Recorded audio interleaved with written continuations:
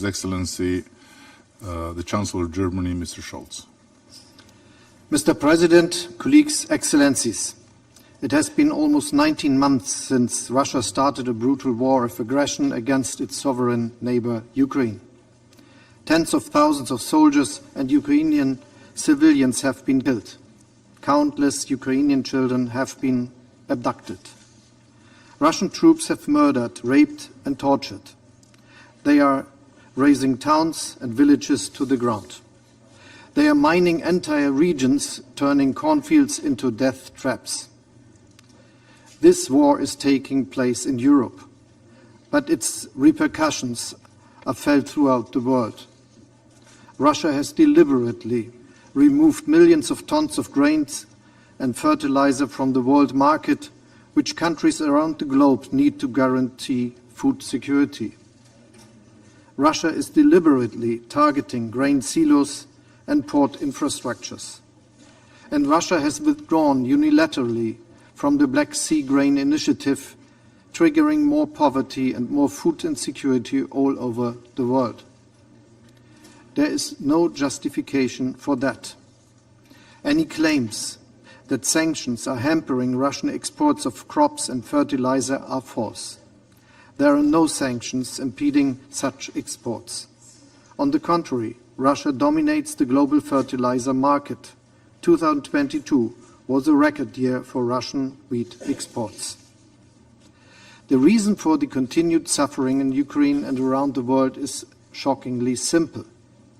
Russia's president wants to follow through with his imperialistic plan to conquer his sovereign neighbor, Ukraine.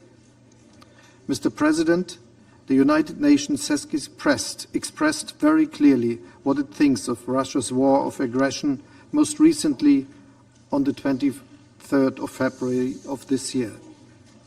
The General Assembly called for a comprehensive, just and lasting peace. This demand is directed at Russia. It remains unanswered.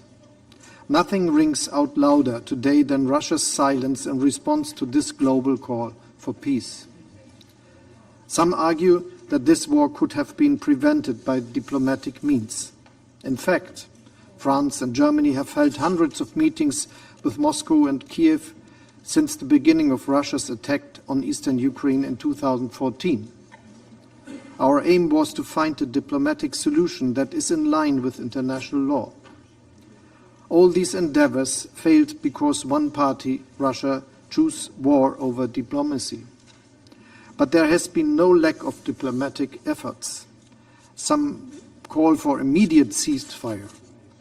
I acknowledge their good intentions. We all want an end to the killing today rather than tomorrow. And yet we must beware of seemingly easy solutions that promise peace in name only. Peace without freedom is oppression, and peace without justice is a dictate. In the resolutions of the General Assembly, we have laid out the path towards peace. Peace means respecting the UN Charter. Peace means respecting the territorial integrity and political independence of Ukraine.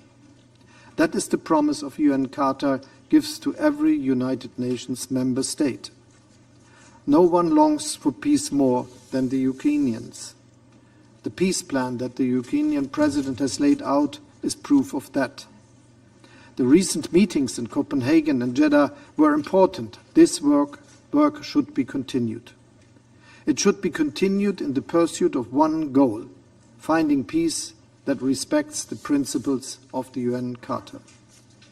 Mr. President, the more decisively we rally behind these principles, the more determined we are in pushing for a just peace, and the more united we are in our rejections of Russian aggression, the sooner this war will end. The sooner this human suffering will end in Ukraine and around the world. This goal is worth our utmost efforts. Thank you. I thank the Chancellor of the Federal Republic of Germany, His Excellency Mr. Olaf Scholz. There are still a considerable number of speakers remaining on my list for this meeting, so I intend, with concurrence of members of the Council, to suspend the meeting until 15:30.